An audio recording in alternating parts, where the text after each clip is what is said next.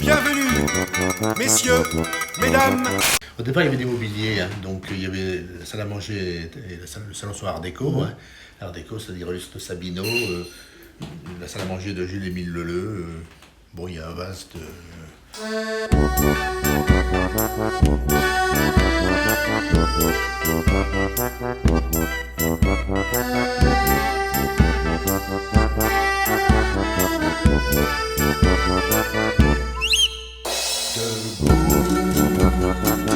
Tous les objets de la terre, debout, tous les objets de la faim. On avait vu l'exposition surréaliste organisée à Bordeaux, et il y avait 3 toiles de l'Abysse. Et j'ai craqué devant une toile de l'Abysse qui s'appelait Le bonheur d'être aimé, qui est effectivement la toile qui a suivi cette gouache.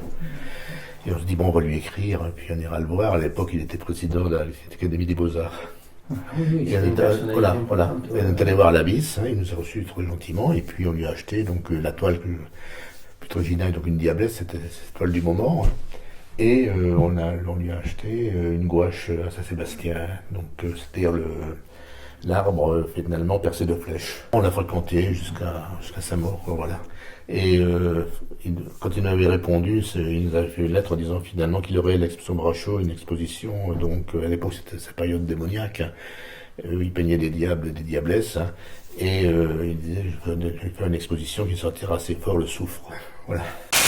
Miam expose enfin sur étagère les îles de tous les plus grands magasins. Quand j'allais à l'atelier de Félix Labisse, quand on y montait, je s'était dit d'ailleurs à l'époque, bon, on achètera une toile et puis c'est fini hein, pour la vie, hein, d'accord, parce que au plus ça, voilà. Et en fait de compte, c'était le début d'une collection en réalité. Et quand on montait donc à l'atelier de Labisse, c'était rue Saint-James, donc à Neuilly-sur-Seine. Hein, je parlais toujours de bonne petite peinture de Lucien Couteau, qui représentait effectivement des personnages et des tombeaux. Et l'Abysse me dit, vous devriez aller le voir. Et donc, oui, ben voilà, on est allé voir Lucien Couteau. Alors, Lucien Couteau, c'était un peu différent. Hein. On rentre dans l'appartement, Marie-Bonne avait une cape, parce que c'était l'hiver, et elle fait tomber donc un vase qui part en éclat comme dans la peinture de Couteau. Tout entièrement brisé, puis bon, il a cassé un vase, on va peut-être lui acheter une toile quand même, d'accord. Mais Couteau parlait peu, il n'était pas très bavard, c'était pas l'Abysse. Hein. L'Abysse était très convivial, un peu grand seigneur, alors que Couteau était très introverti. Hein. Donc les collectionneurs de l'Abysse, bon les toiles de l'Abysse actuellement, on est monté sur certaines toiles jusqu'à 70 000 € hein, récemment, hein, ces dernières années. Mais bon, c'est très inégal, ça dépend des périodes, ça dépend de beaucoup de choses. Mais la cote, c'est pas très important. Hein. Ce qui nous intéressait, c'est de faire les biographies de ces artistes.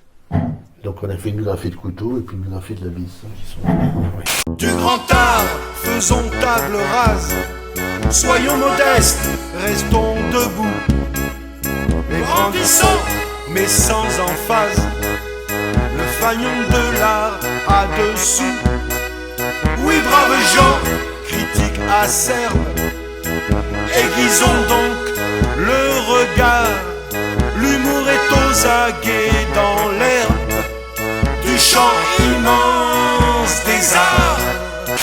Elle lui disait, mais pourquoi vous ne mettez pas en valeur, vous ne faites pas connaître, etc. Et l'Abysse répondait, je suis modeste comme une violette. Hein? Et oui. Non, c'est authentique, hein, cette histoire. Oui. En plus, il y a le problème des couleurs aussi. Alors, c'est vrai que le rouge me fascine et le noir aussi. Oui, donc, il y a beaucoup de rouge, beaucoup de noir dans cette collection. Et puis, à côté de ça, il y a de la dorure, effectivement, et de la couleur argent aussi. Donc, mais c'est des couleurs religieuses. Hein. Les miroirs, oui. C'est des couleurs religieuses, tout ça. Bon, c'est un tableau classique. Hein. Ce sont des grandes baigneuses, c'est tout. Grande baigneuse, on revient à Picasso, on revient à Cézanne, on revient, voilà, c'est pas... On est dans la peinture, hein, et la peinture, ben, c'est des thématiques classiques. Et là, sur des grandes manières.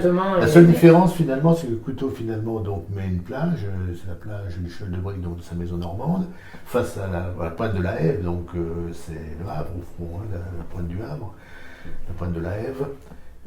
Et il y a les moulières, et puis il y a des personnages. Et les personnages, ils sont tous de dos, sauf un personnage, hein, d'une part. Les coiffes, c'est des coiffes normandes. Hein. Il met des visages sur les mains, effectivement. Et puis à droite, vous avez un personnage avec un signe qui remplace la tête. C'est le thème de Léda et le cygne, encore un thème classique de l'histoire de la peinture. Hein. Mais c'est assez personnalisé quand même, les habits, voilà. Hein. Les habits, c'est... Oui, non, on est vraiment dans des thématiques hyper classiques. Hein. Mais... Bienvenue, visiteurs, bienvenue, corps et âme. Remplissez dans tous nos yeux des trésors du miam. Du grand cric au grand croc, du grand chic au grand toc. J'ai racheté la collection d'objets de magie de la Bise par hasard, quoi. Tout simplement parce que après l'exposition de Cordes-sur-Ciel, Cordes-sur-Ciel plutôt. Cordes-sur-Ciel, c'était l'exposition de la Bise à Cordes-sur-Ciel, on avait mis des objets de magie qui étaient de collection privée, et puis le commissaire de l'exposition me dit tout est à vendre. Bon, d'accord, on a tout acheté. D'accord, voilà. Le problème, c'est de faire vivre les objets entre eux, quoi. Parce que là, on est quand même dans une forme d'accumulation. En fait. Oui. Oui, mais c'est un jeu, l'accumulation. Ah bah évidemment. Alors, on essaie de les faire vivre ensemble, donc c'est vrai qu'il y a une réflexion, il y a un choix. Oui, parfois des déplacements d'ailleurs aussi. On déplace très peu les choses. Ah, très peu, une fois qu'ils ont trouvé leur place. Oui, c'est rare qu'on déplace, oui. Du grand hic au grand choc, du grand mic au grand moc, du grand tic au grand tac, du grand bic au grand mac, du grand cric au grand croc, du grand chic au grand toc. À côté de Meyer, un de Meyer, ça marche. Oui, absolument. T'es d'accord? Ça fonctionne. Ah, t'es sous. Oui. Il blesse. Il est beau celui-là, t'as vu? Oui.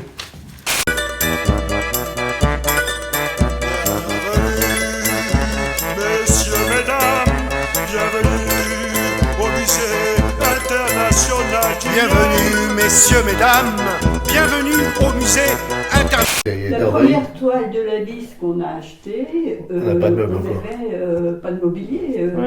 On avait une toile de la Bise, mais pas de meubles, là. Il y a eu une vente art déco. À Dijon, et on a tout racheté. Et ça valait rien art déco à l'époque. Non, on avait racheté le salon. Oui, la table et les chaises. Oui, c'est ça. Et la table et les chaises et la salle à manger, on ne l'avait pas acheté. Parce que, bon, on avait acheté ça et ça, on était passé à côté. Et le lendemain de la vente, j'ai appelé le commissaire-priseur et ça ne s'était pas vendu. Donc il m'a dit, bah, vous revenez dans la semaine, on passera en début de vente, donc venez en début de vente. Et donc je suis allée en début de vente et pour 4 000 francs, j'ai eu l'ensemble de 4 000 francs. Oui, c'était moins cher que de Zeka. Hein. Donc la table, les chaises, la petite console. National, bienvenue au musée international ou femme, bienvenue au cœur du miam, bienvenue, messieurs, mesdames, bienvenue au cœur. Hervé Diroussa a écrit plusieurs fois, il n'y a pas d'œuvre modeste, il n'y a que des collections modestes. Mais ça, c'est une collection modeste. Mais modeste dans le sens de ça laisse la porte ouverte à plein d'autres choses. Grand